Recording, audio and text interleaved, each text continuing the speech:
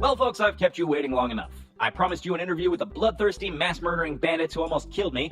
Let it never be said that I don't deliver on my promises even at the cost of my own well-being.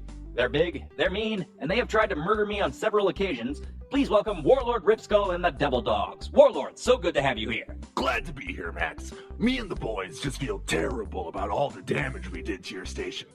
Isn't that right, boys? Yes, sir. Oh, it's all sludge under the bridge, that's what I say. The important thing is, nobody got hurt. Well, we did murder your intern. Sorry, I should have been more specific. The important thing is that I didn't get hurt.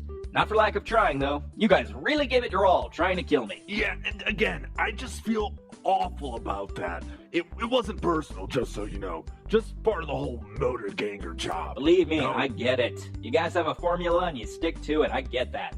I trust station management got everything cleared up. Yeah, your producer explained everything to us. The whole thing was really just a big misunderstanding on our end. It's actually very embarrassing. Damnedest thing, we thought your radio tower was a Blood Legion outpost. For the listeners, I should note that the Blood Legion Motor Gang has been an enemy of the Devil Dogs for years now. Their relationship is not unlike our own rivalry with Metro News, except with less passive-aggressive comments and more skull-fucking. If I may ask, Mr. Ripskull, may I call you Rip? I would be offended if you did it. If I may ask, Rip, what caused you to mistake our plain radio tower for an outpost of bloodthirsty maniacs? Well, mainly the fact that shit for brains here doesn't know how to read a fucking map. I told you, boss. It wasn't my fault. The GPS said... I don't give a rat's shitter what the GPS said, Fang. Thanks to your shitty navigation, we ended up attacking this poor man's place of work by accident. Apologize to Max, maggot. Sorry, Max. You want me to kill him for you?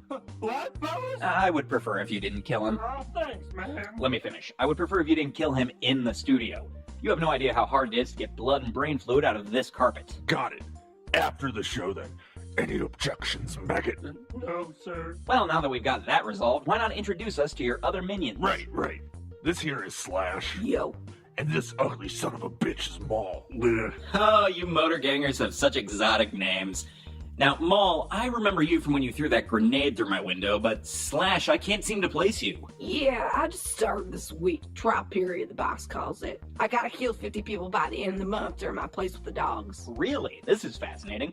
How many are you up to? 7. Well, 6.5, really. One of them was a mutant. The second head only counts for a half point. 7 out of 50, huh? Seems like you've got a ways to go by, what is it, Thursday? I'll be honest with you, I'm not feeling real great about my chances. What happens if you don't meet your quota? Pretty much exactly what you think would happen. Well, best of luck to you. Warlord, if you don't mind, I was hoping you could tell us a bit about a typical day in the life of a devil dog. Oh, for sure. I usually wake up anywhere between noon to 5 p.m., depending on how much I was drinking the night before. Breakfast is whatever we can steal or scavenge off of the bodies of the people we kill. And no, before you say anything, we are not all cannibals. That's just a vicious rumor. I appreciate that, but I can't help but notice that since you've started talking, Maul here appears to be eating out of a plastic bag full of human fingers. Well, that's just his personal choice, isn't it? You can't paint us all with that brush, Max. That is called stereotyping. Fair enough. So how does your day go from there? After breakfast, I'm typically still hungover, so I try to get the blood pumping by fighting someone, or fucking someone. Sometimes both at once. Works like a charm. I'll have to keep that one in mind. Then I give the gang a rousing speech, you know, the typical chieftain thing. The strong devour the weak. We rule the city with steel and fear. All shall tremble before our blood-soaked wheel. Whatever I'm really into that day. The boss is a very motivational speaker.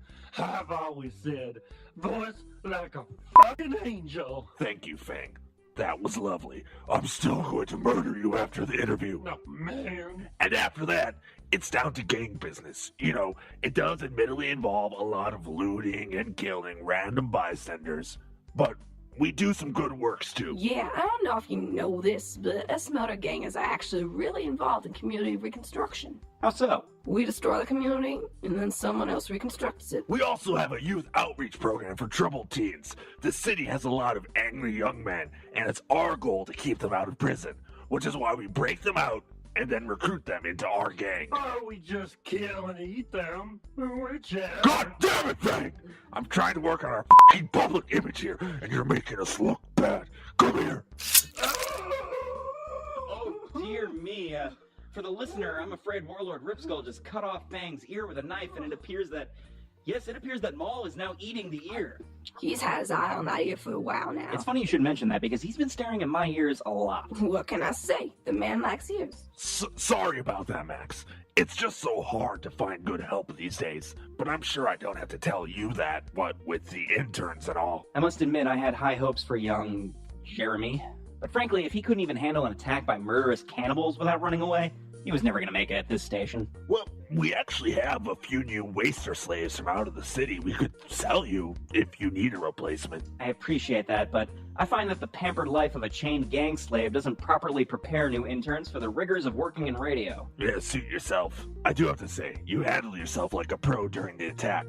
Even took out some of my best guys with, what was that, a 308? Oh, I don't like to brag on the show.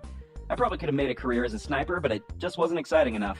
Well, if you ever get tired of radio, you're welcome to join the dogs, provided you're willing to kill 50 strangers. Only 50. Just my little joke. No, Rip, I appreciate the offer, but this station would fall apart without me. Well, it certainly didn't fall apart with you, though not for lack of trying on our part. Oh, you. Well, this has been fun. One last question before we wrap up, gentlemen. Do you have any upcoming projects or appearances you'd like to plug for our listeners? We've actually got an assault planned on a sentry outpost. That's going to be this Friday in Sector Epsilon. The Carry On Crawler Gang will be making a guest appearance with us. We're doing a joint attack and splitting the profits even. I thought you said we was gonna stab him in the back and take the loot for ourselves.